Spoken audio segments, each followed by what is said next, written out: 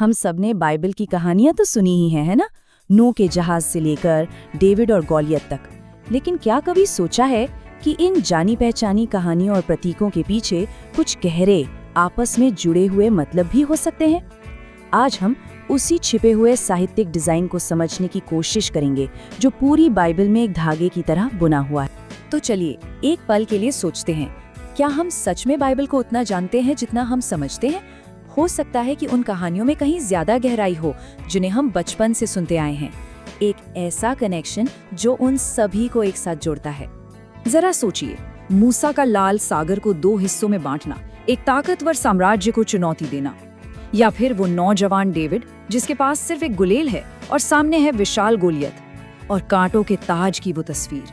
ये सिर्फ कहानियां नहीं है, ये हमारी सोच में बहुत गहरे तक बसी हुई हैं। हाँ, हम इन कहानियों को जानते हैं, बचपन से सुनते आए हैं। ये हमें जानी पहचानी सी लगती हैं, इनसे एक अपनापन सा लगता है।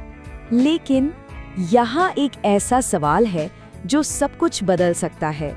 क्या हो अगर ये सिर्फ अलग अलग घटनाओं का कलेक्शन न हो, बल्कि एक ही शानदार कहानी के अलग अलग हिस्से हों? क्या हो अगर ये सब उन तरीकों से जुड़े हों जिनकी हमने कभी कल्पना भी नहीं की थी? चलिए इस ब्लूप्रिंट की पहली परत हटाते हैं। हम बाइबल के अंत से एक बहुत ही पावरफुल सिंबल लेंगे और उसे बिल्कुल शुरुआत से जोड़ेंगे। आइए कांटों के ताज और अदन के बाग के बीच का गहरा कनेक्शन समझते हैं। तो बाइबल में कांटों का जिक्र सबसे पहले कहाँ आता है? एकदम शुरुआत में, उत्पत्ति यानी जेनेसिस की किताब में। जब इंसान ने परमेश्वर की आज्ञा तोड़ी तो कांटों को जमीन पर एक अभिशाप की तरह लाया गया। ये एक टूटी हुई, दर्द और संघर्ष से भरी दुनिया का प्रतीक बन गए। आप जरा सदियों बाद का सीन सोचिए। जब यीशु कांटों का ताज पहनते हैं तो ये सिर्फ एक मजाक नहीं है, ये एक बहुत ही गहरा प्रतीकात्मक काम है। वो असल में दुनिया के उस पहले अभिशाप को अपने सिर पर ले रहे हैं, ये दिखाने के लिए कि वो उसे तोड़ने और हर चीज को फिर से नया करने आए हैं। अब ये पैटर्न और भी दिलचस्प हो जाता है। ये कनेक्शन सिर्फ प्रतीकों तक ही सीमित नहीं है, ये लोगों तक भी फैला हुआ है। अब हम इस आइडिया को देखेंगे कि कैसे पुराने नियम के कुछ किरदार असल में आने वाले किरदारों का एक टाइप या एक झलक थे, जो एक बहुत बड़ी कहानी की तरफ इशारा कर रहे थे। अब ये सुनिए, मरियम और वाचा के संदूक के बीच जो समानताएं हैं वो हैरान कर देने वाली हैं। देखिए, दोनों पर ईश्वर की उपस्थिति ने छाया की। दोनों ने एक घर में 3 महीने बिताए और दोनों की मौजूदगी ने जबरदस्त खुशी पैदा की। एक मामले में एक बच्चा गर्भ में उछल पड़ा और दूसरे में एक राजा खुशी से नाच उठा। और जब हम और गहराई में जाते हैं ना, तो ये कनेक्शन और भी मजबूत हो जाता है। दोनों ने यहूदा के पहाड़ी देश की यात्रा की। दोनों का स्वागत याजकीय यानी पुजारी परिवार के लोगों ने किया और दोनों के आने पर लगभग एक जैसे हैरानी भरे सवाल पूछे गए, जैसे कि वे समझ रहे हों कि परमेश्वर की उपस्थिति कितनी पवित्र है। तो मतलब ये हुआ कि वाचा का संदूक परमेश्वर की उपस्थिति का एक शक्तिशाली प्रतीक था, एक होली सिंबल। लेकिन मरियम वो उस सच्चाई का जीती जागती पात्र बन गई जिन्होंने खुद परमेश्वर को इंसान के रूप में दुनिया में लाया। ठीक है, तो ये पैटर्न सिर्फ लोगों तक ही नहीं बल्कि चीजों में भी दिखता है।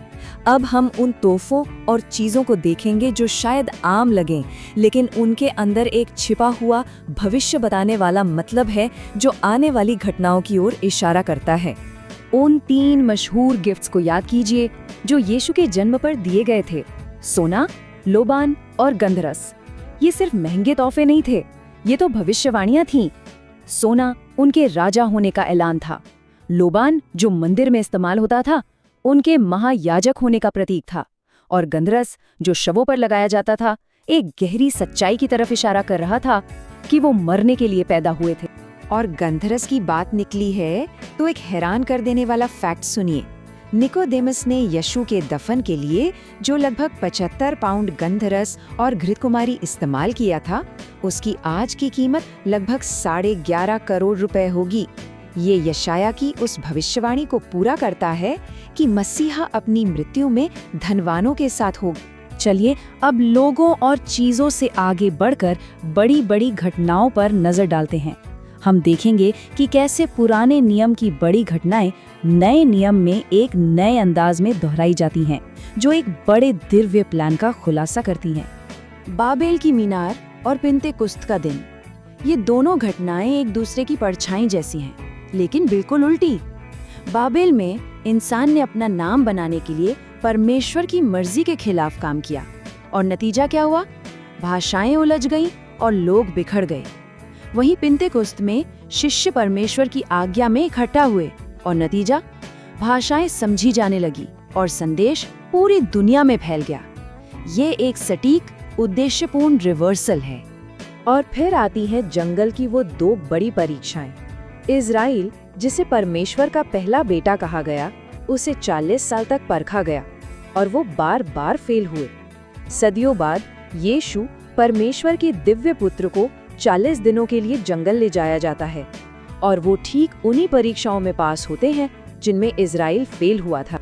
बात बिल्कुल साफ है।